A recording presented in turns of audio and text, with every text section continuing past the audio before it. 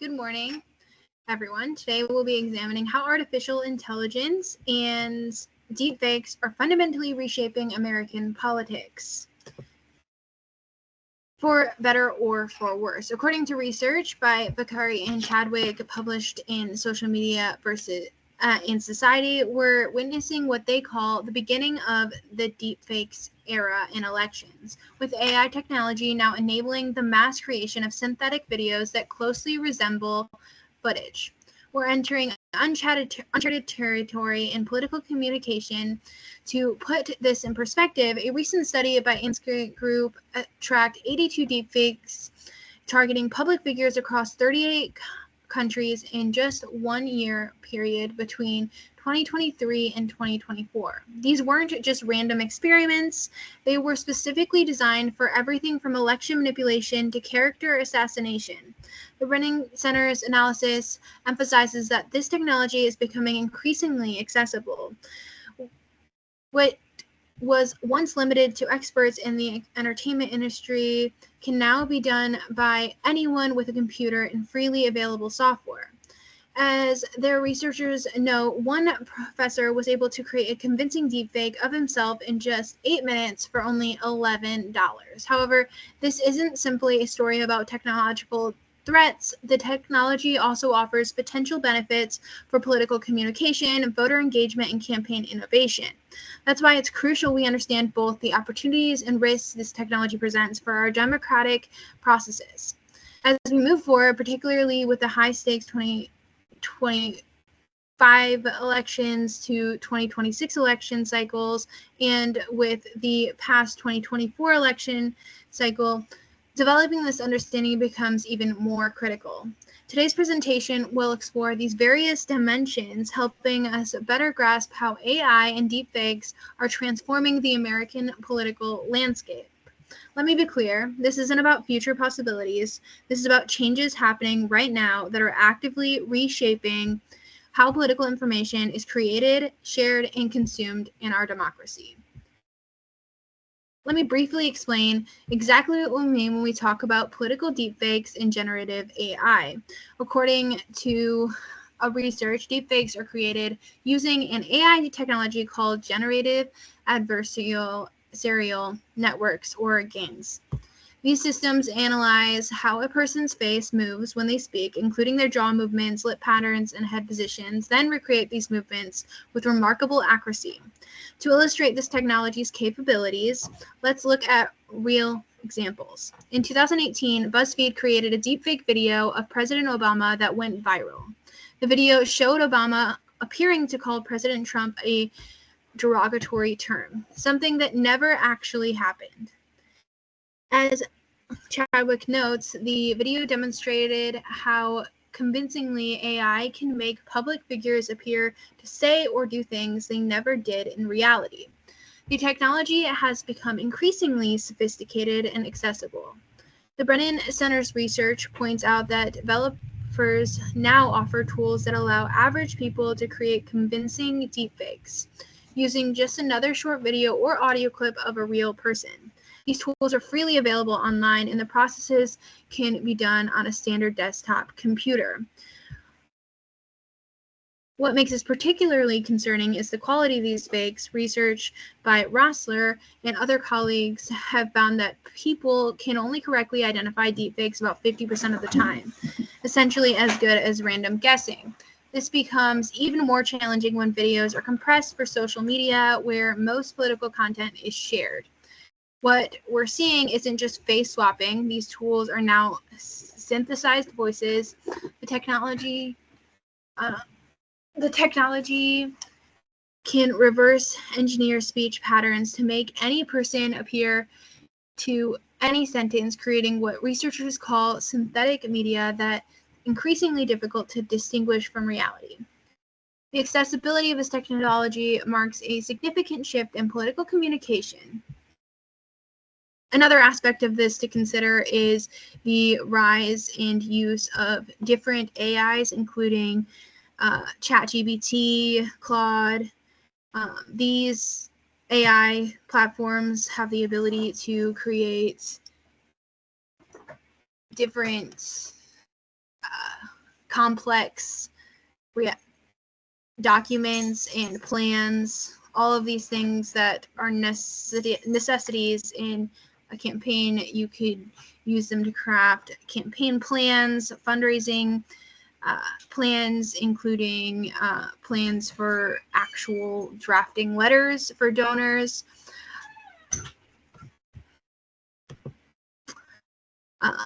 Bringing me to the next part. The rise of deepfake technology isn't occurring in a vacuum. It's emerging at a particularly crucial moment in our political landscape.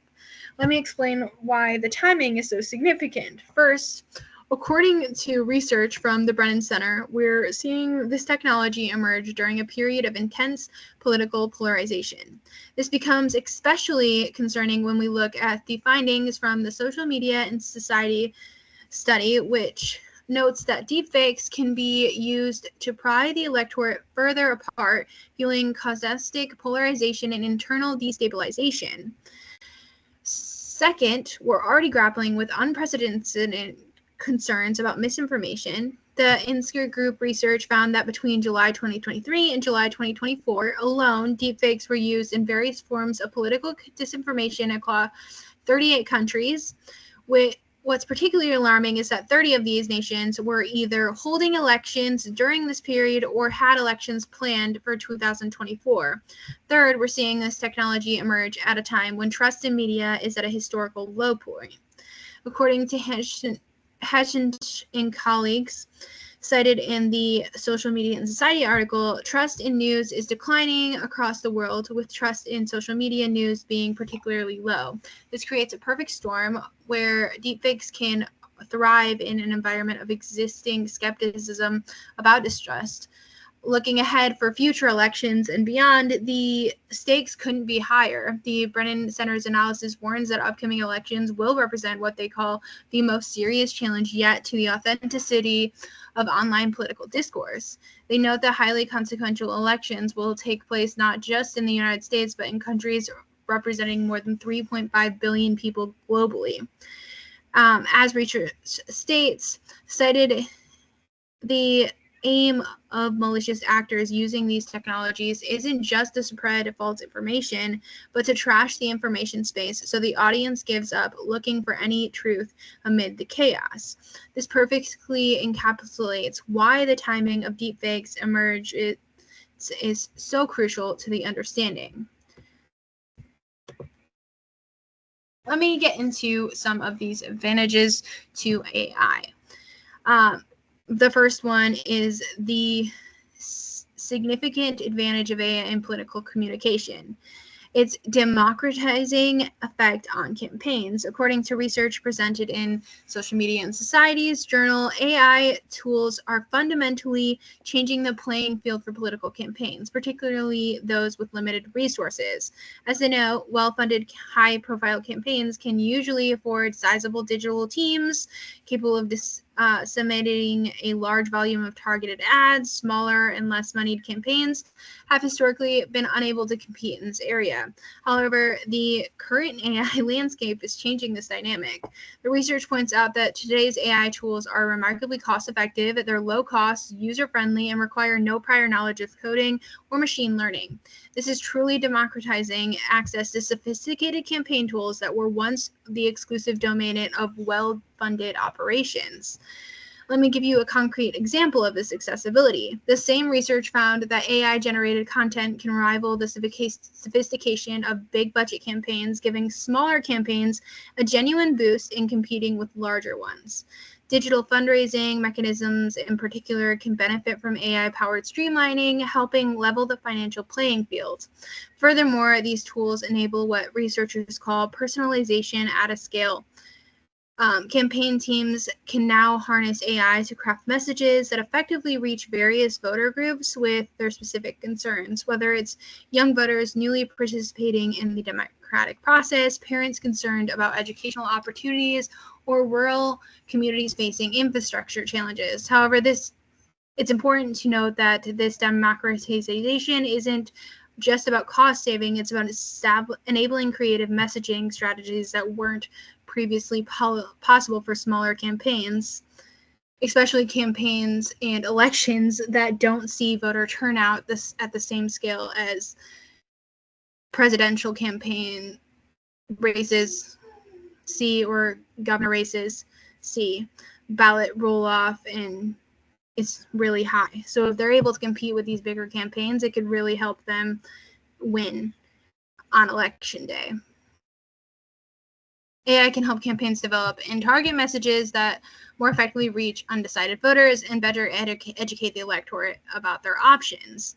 This leveling of the playing field represents a significant shift in how political campaigns can operate, potentially making our democratic process more accessible to a wider range of voices and perspectives.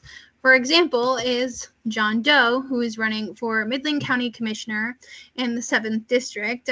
He has a low budget. He's a first-time candidate and doesn't have the money for an experienced campaign staff or a campaign manager. He is running it by himself, and he is on the ballot, so he's just working to get elected in November. Obviously, AI doesn't know campaign finance law, so this could be a little fishy in terms of fundraising aspects. But in terms of helping John come up with an effective campaign strategy and identifying his strong points, that is something AI could help him with. Using ChatGPT, I had it generate a campaign plan for Mr. Doe. It took general information about him that I gave him from a real candidate.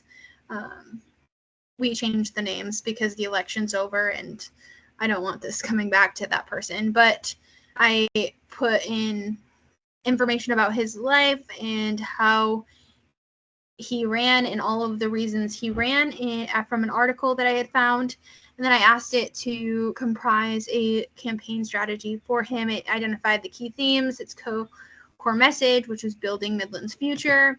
But it also talked about the different literature options for door knocking and mailers that would be sent to each door, including cards, door hangers, flyers.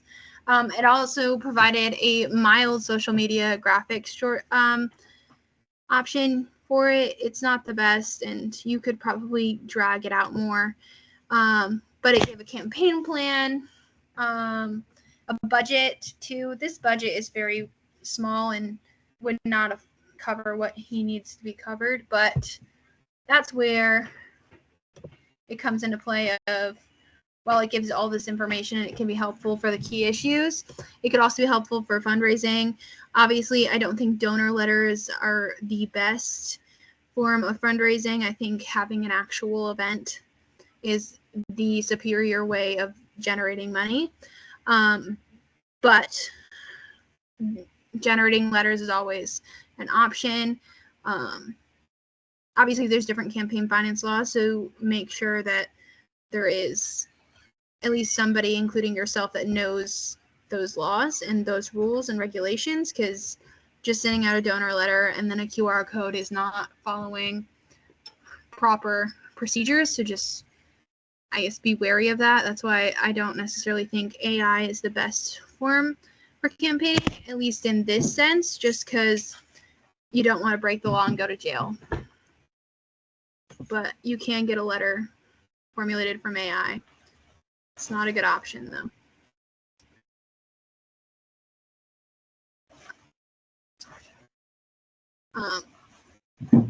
But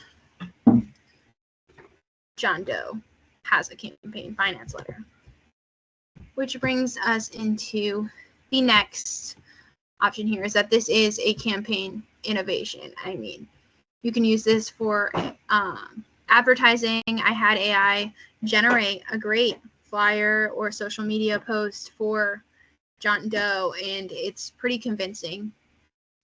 There's definitely some, you can tell it's AI generated, and if you were to pay for a better AI platform, you could get that significantly better.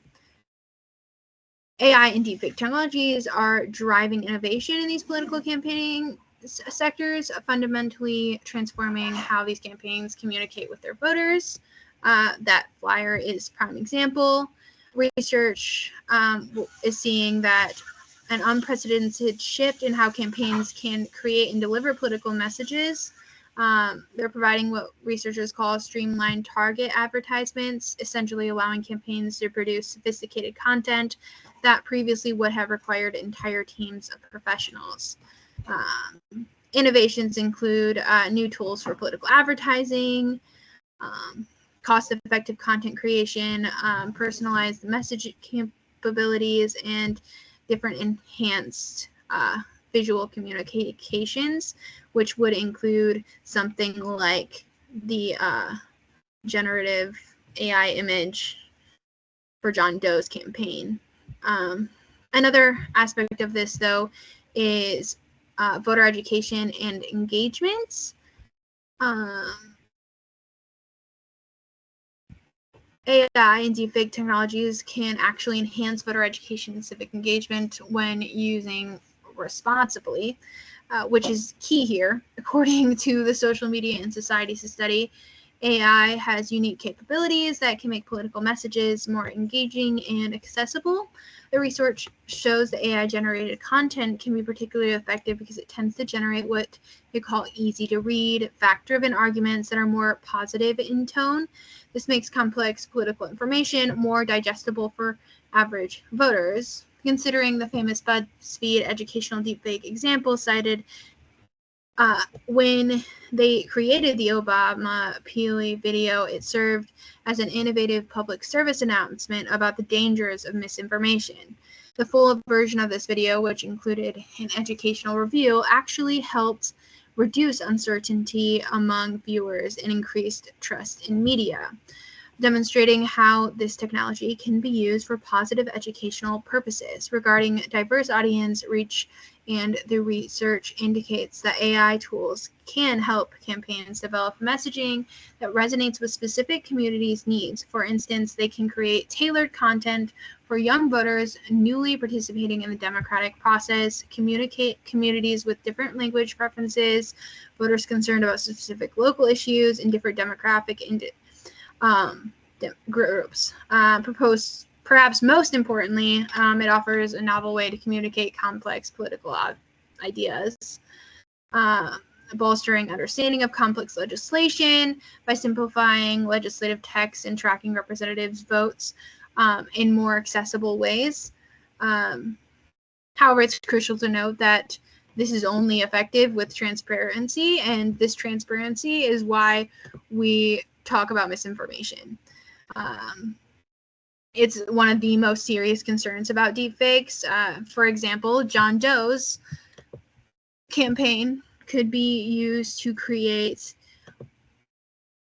a John Doe we can't trust social media post. This is not a great social media post, but you can get this way better using a different app.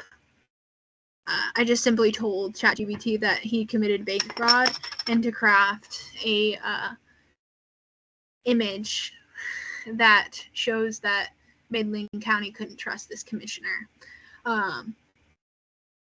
Not true, never happened, but AI was able to do it. And if a voter were to see this, it's pretty fear-mongering, creating a distrust. And if this was released, like, say, the day before the election, and then it spread widespread within Midland, which honestly feels unlikely given the attention to local politics, it could be damaging to John Doe, and he could lose just based on the last thing a voter saw was that he committed bank fraud, which is a key example of how this could be dangerous, and it's why it needs to be used with transparency. However, that stuff is going to keep happening, especially in a polarized world. The potential for spreading misinformation is the issue. Some concerning evidence that highlights this threat, according to research examined between 2023 and 2024, over 25% of the deepfakes were specifically created to spread false statements to mislead voters. Let me put that into a bit of perspective. That's 1 in every 4 deepfakes being deliberately used to deceive the public. The difficulty in distinguishing real from fake content is particularly alarming. Research has found that people can only correctly identify these deepfakes within 50% of cases, which is random guessing at this point. Even more concerning is that the detection becomes harder when videos are compressed for social media sharing. A real-life election example of election interference would actually be what happened in right before the presidential primary in January, where a video was released, an audio robocall was released of Joe Biden essentially discouraging voters from going out and voting in the primary because their vote really mattered in the November election, which, I mean, it was still kind of like almost a foregone conclusion that Biden was going to win that primary, even though it didn't end up happening that way because he had to drop and then Kamala Harris joined the race. But because incumbents tend to get the withdrawal of the race. But had it been, say, the 2028 primary and that was released, that could have drastically affected who the Democratic candidate was going to be. Also could have affected who the Republican candidate would have going to be too. And I can play that video.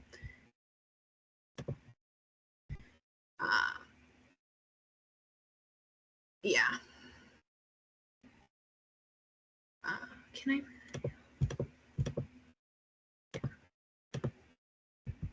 I can't play the video. Okay, whatever. But it was essentially just a robocall of Biden saying, like, we need your vote and your vote matters, but we are only going to help Republicans win if we go out and vote in the primary. But it didn't end up having that much of an effect on the election itself. But in the October 2023 elections, deepfake audio recordings emerged just before the election day that appeared to show the political campaign candidate discussing election rigging and making false promises. And then this is the potential to rapidly increase through social media because social media amplifies everything significantly, which makes this particularly dangerous. Brennan Center calls this competual arms race between those creating fakes and those trying to detect them. As soon as research develops a way to identify deepfakes, such as spotting unnatural blinking patterns, the creators simply update their technology to overcome these detection methods. Which brings us to the next, which is the erosion of trust. Their impact on public trust. The research reveals that some deeply concerning patterns. The study found that something particularly troubling, while deepfakes may not always succeed in outright deceiving people, they create something potentially more damaging. Widespread uncertainty. Their experiments showed that exposure to deceptive deepfakes led to significantly higher levels of uncertainty about what's real and what isn't, with 33.2% of viewers expressing uncertainty about the content that they viewed. This uncertainty has a direct impact on the trust in media. According to research, when people are exposed to deepfakes on social media, their trust in news shared on the platforms measurably decreases.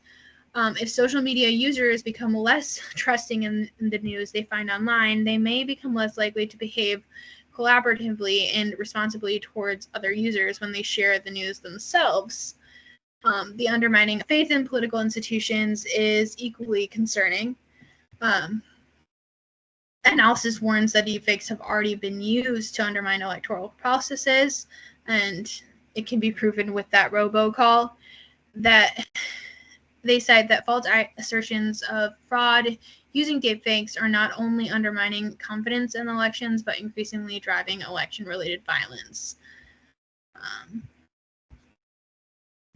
Which now brings us to another disadvantage of this is the democracy concerns, particularly concerning the impact on gender-based discrimination along with other democratic processes. The Brennan Center research emphasized that deepfakes represent what they call the most serious challenge yet to authenticity of online political discourse. They explained that democracy fundamentally assumes citizens share the same reality, but deepfakes threaten the basic foundation regarding public opinion manipulation. The study revealed that deepfakes can be weaponized for what they term political sabotage and propaganda, setting examples where manipulated content used to stir up conflict between nations and communities could be used to produce convincing but entirely false videos of political figures making inflammatory statements.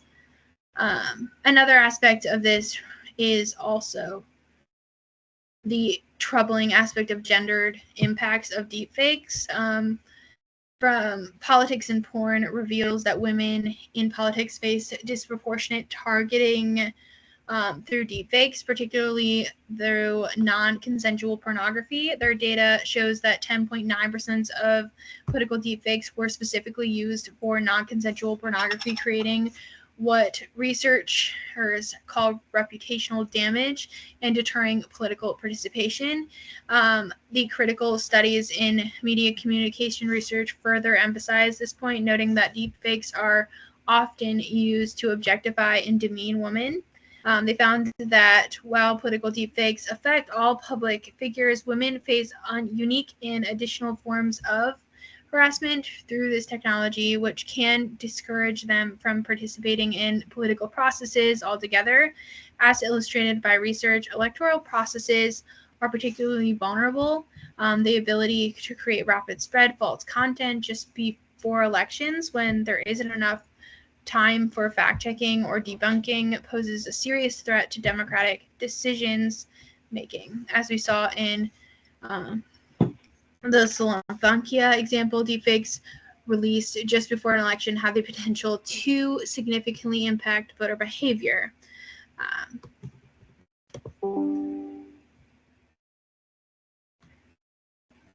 And to exemplify this, you could take a look at that Joe Biden deepfake robocall,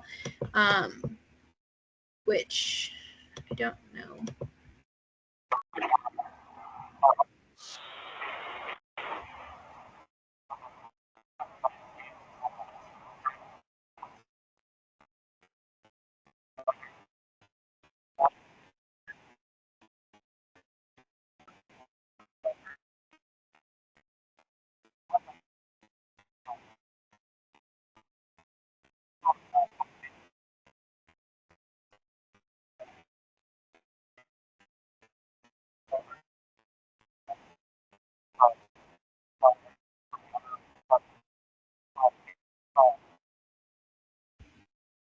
That was the example of Joe Biden in the deepfake robocall. Obviously, that was completely